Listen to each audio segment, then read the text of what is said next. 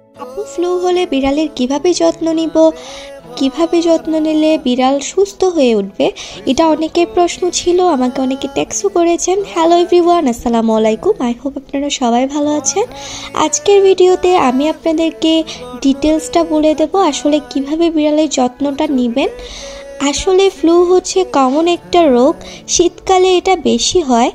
So শীতকালে বিড়ালের take care করাটা অনেক বেশি জরুরি, অনেক বেশি ইম্পর্টেন্ট। ফার্স্টে আপনারা ট্রাই করবেন বিড়ালকে শীতকালে গোসল না করানোর, কারণ বিড়াল ঠান্ডা একদমই সহ্য করতে পারে না।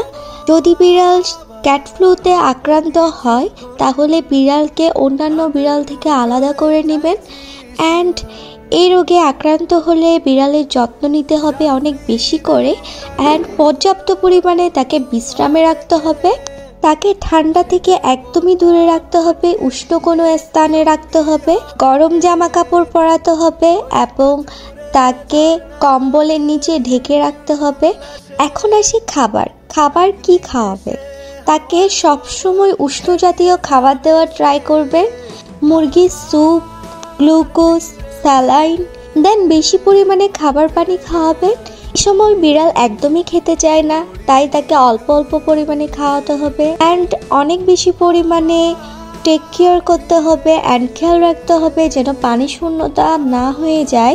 ক্যাট ফ্লু এর লক্ষণ যদি দেখা দেয় তাহলে যত তাড়াতাড়ি সম্ভব ভেটের কাছে নিয়ে যেতে হবে।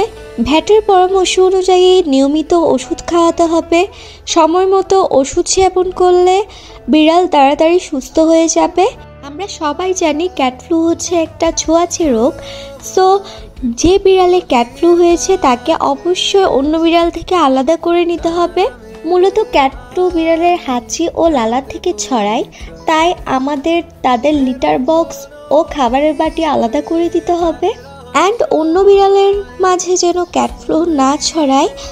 অসুস্থ বিড়ালকে যখনই আপনি ধরবেন অথবা ওকে আদর করবেন তখন আপনি ডেটল অথবা স্যাভলন দিয়ে হাতটাকে ওয়াশ করে নেবেন।